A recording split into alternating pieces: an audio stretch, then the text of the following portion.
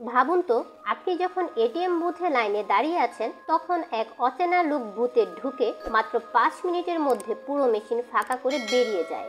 না, এটা কোনো সিনেমার গল্প না, এটা বাস্তব। জার্মানির বার্লিন শহরের এক ব্যস্ততম এটিএম বুথে ঘটে যায় এমন এক ঘটনা যা শুনে গোটা ব্যাংকিং সিস্টেম কেঁপে উঠেছিল। একজন সাধারণ পোশাকের লোক এসে এটিএম এর সামনে দাঁড়ায়। তার হাতে ছিল না কোনো অস্ত্র, না কোনো কার্ড, কিন্তু ছিল একটি অদ্ভুত ছোট যন্ত্র, দেখতে অনেকটা পাওয়ার ব্যাংকের মতো।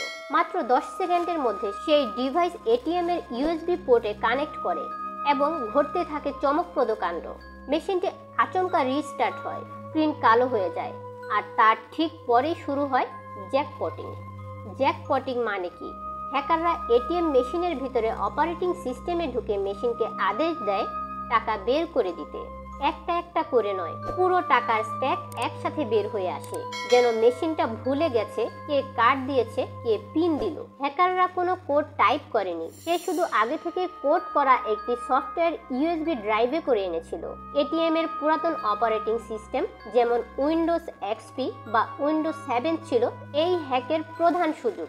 এই অপারেটিং সিস্টেমে কোনো সিকিউরিটি আপডেট ছিল না, আর এটিই ছিল হ্যাকারদের জন্য সোনার চাবি। মাত্র 5 মিনিটে মেশিন ফাঁকা, 10,000 ইউরো ক্যাশ এক মুহূর্তেই উধাও। কেউ বুঝতেই পারল না কিভাবে হলো। সিসিটিভি ফুটেজে লোকটি ঠান্ডা মাথায় ঢুকে কাজ শেষ করে হেঁটে বেরিয়ে যায়, যেন কিছুই ঘটেনি। এই ধরনের হ্যাকিং এখনো চলছে বিভিন্ন দেশে, বাংলাদেশ, ভারত, এমনকি ইউরোপেও। এটিএম এ ইউএসবি পোর্ট থাকলেই ঝুঁকি বাড়ে, আর যদি মেশিনটি আপডেট না থাকে তবে তো কথাই নেই। আপনি কি জানেন আপনার এলাকার এটিএম গুলো কতটা সুরক্ষিত? আপনার ব্যাংক কি এখনো পুরাতন সফটওয়্যারে চলে?